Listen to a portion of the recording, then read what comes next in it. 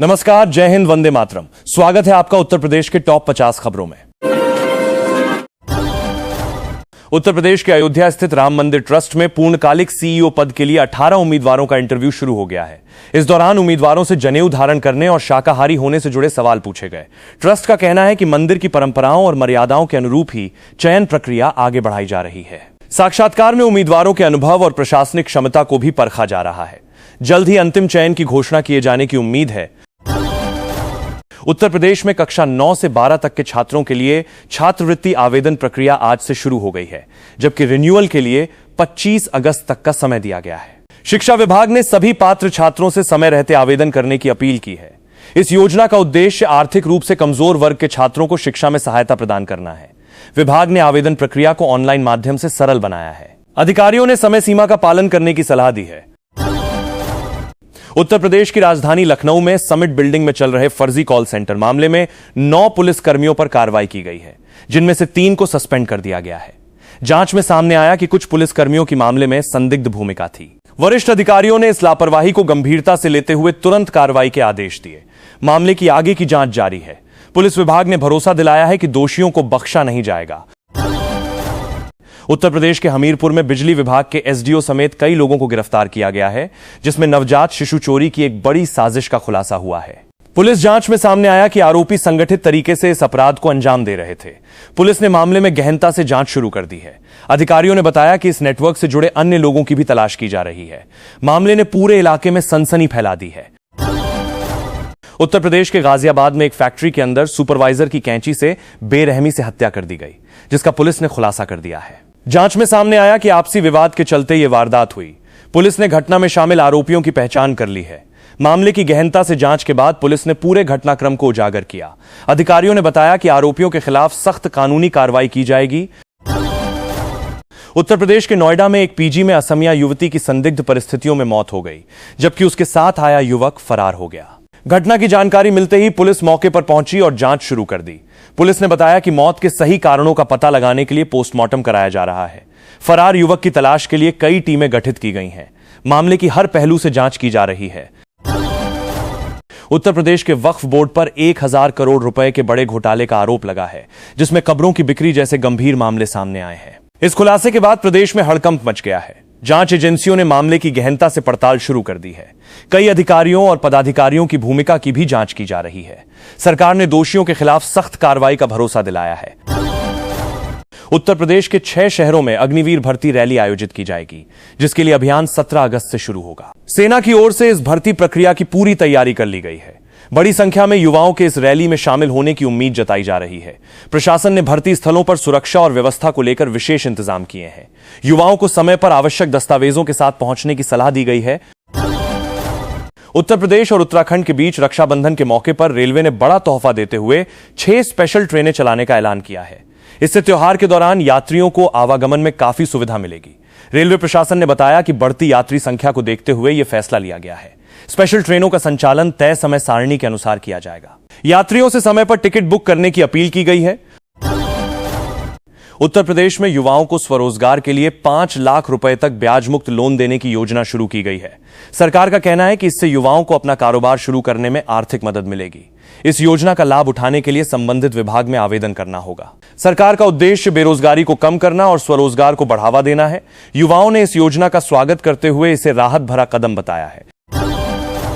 उत्तर प्रदेश के प्रयागराज में भारी बारिश की चेतावनी जारी की गई है, जिसके साथ ही कई अन्य जिलों में भी अलर्ट जारी किया गया है। मौसम विभाग के अनुसार आने वाले दिनों में बारिश की गतिविधियां तेज हो सकती हैं। प्रशासन ने संबंधित इलाकों में सतर्कता बढ़ा दी है। लोगों को जलभराव वाले क्षेत्रों में सावधानी बरतने की सलाह दी गई है। आपदा प्रबंधन विभाग को भी अलर्ट पर रखा गया है। उत्तर प्रदेश के झांसी पुलिस स्टेशन में एक आरोपी की फांसी लगाकर मौत होने का मामला सामने आया है, जिसके बाद 4 पुलिस कर्मियों को सस्पेंड कर दिया गया है। घटना के बाद पुलिस महकमे में हड़कंप मच गया। वरिष्ठ अधिकारियों ने मामले की उच्चस्तरीय जांच के आदेश दिए हैं। पुलिस थाने में सुरक्षा और निगरानी में हुई लापरवाही को लेकर सवाल उठ रहे हैं। जांच रिपोर्ट के आधार पर आगे की कार्रवाई किए जाने की बात कही गई है। उत्तर प्रदेश के आगरा में पुलिस ने बड़ी कार्रवाई करते हुए 45 लाख रुपए की शराब जब्त की है और 2 तस्करों को गिरफ्तार किया है। पुलिस को गुप्त सूचना के आधार पर यह कार्रवाई करने में सफलता मिली। जिसके बाद तस्करी में शामिल वाहन को भी जब्त कर लिया गया। अधिकारियों का कहना है कि पकड़ी गई शराब अवैध रूप से दूसरे राज्य से लाई जा रही थी। पुलिस आगे की जांच में तस्करी नेटवर्क से जुड़े अन्य लोगों की तलाश कर रही है। उत्तर प्रदेश की पूर्व मुख्यमंत्री मायावती ने छात्रों के चल रहे आंदोलन को राजनीतिक स्वार्थ से प्रेरित बताया है।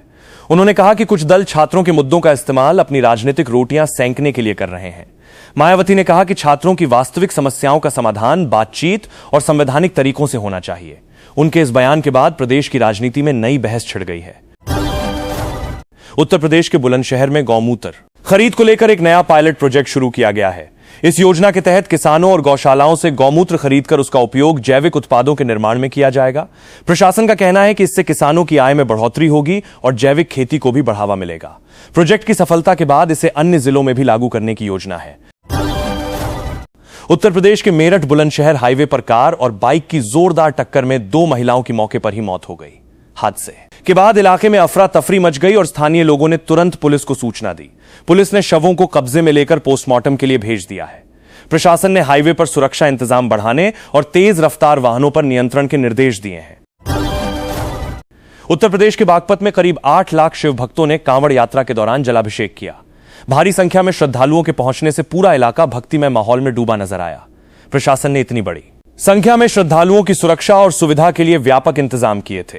पुलिस बल की तैनाती और चिकित्सा सुविधाओं की मौजूदगी से आयोजन शांतिपूर्ण तरीके से संपन्न हुआ। उत्तर प्रदेश में समाजवादी पार्टी प्रमुख अखिलेश यादव ने वोटर लिस्ट संशोधन प्रक्रिया को पूरी तरह पारदर्शी बनाने की मांग की है। उन्होंने कहा कि मतदाता सूची में किसी भी तरह की गड़बड़ी लोकतंत्र के लिए खतरनाक साबित हो सकती है। अखिलेश यादव ने चुनाव आयोग से अपील की कि संशोधन प्रक्रिया की निगरानी सभी राजनीतिक दलों की मौजूदगी में की जाए। इस बयान के बाद चुनाव आयोग की भूमिका को लेकर चर्चा तेज हो गई है। उत्तर प्रदेश की राजधानी लखनऊ में स्वतंत्र गर्ल्स डिग्री कॉलेज का स्थापना दिवस धूमधाम से मनाया गया। इस अवसर पर कॉलेज में विभिन्न सांस्कृतिक और शैक्षणिक कार्यक्रमों का आयोजन किया गया, जिसमें छात्राओं ने बढ़ चढ़कर हिस्सा लिया। प्रबंधन ने संस्थान की उपलब्धियों को याद करते हुए भविष्य की योजनाओं पर भी प्रकाश डाला। कार्यक्रम में पूर्व छात्राओं और शिक्षकों ने भी शिरकत की। उत्तर प्रदेश से हज यात्रा पर जाने वाले यात्रियों के लिए अग्रिम धनराशि जमा करने की अंतिम तिथि 17 अगस्त तय की गई है। हज कमेटी ने यात्रियों से अपील की है कि वे तय समय सीमा के भीतर आवश्यक औपचारिकताएं पूरी कर लें। देरी होने पर यात्रा प्रक्रिया प्रभावित हो सकती है, इसलिए समय पर भुगतान जरूरी बताया गया है। कमेटी ने सभी जरूरी जानकारी अपने कार्यालयों के जरिए उपलब्ध कराने की बात कही है। उत्तर प्रदेश के नोएडा में एक घरेलू कामगार की संदिग्ध परिस्थितियों में मौत के मामले की पुलिस जांच जारी है। परिजनों ने मौत को लेकर सवाल उठाए हैं और घर के मालिकों पर आरोप लगाए हैं। पुलिस ने मामले में जांच शुरू करते हुए शव को पोस्टमार्टम के लिए भेज दिया है।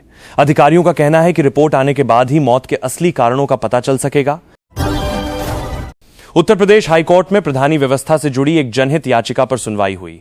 याचिका में ग्राम प्रधान चुनाव प्रक्रिया और अधिकारों को लेकर कई सवाल उठाए गए हैं। कोर्ट ने मामले की गंभीरता को देखते हुए संबंधित पक्षों से जवाब मांगा है। अगली सुनवाई में इस मुद्दे पर और विस्तृत चर्चा होने की उम्मीद जताई जा रही है। उत्तर प्रदेश में युवाओं के कौशल विकास के लिए सरकार ने प्रमुख होटल समूहों के साथ प्रशिक्षण साझेदारी की है। इस पहल के तहत युवाओं को हॉस्पिटैलिटी क्षेत्र में व्यावहारिक प्रशिक्षण दिया जाएगा, जिससे उन्हें रोजगार के बेहतर अवसर मिल सकें। सरकार का कहना है कि इस साझेदारी से युवाओं की क्षमता निखरेगी और उद्योग जगत को भी कुशल कर्मचारी मिलेंगे।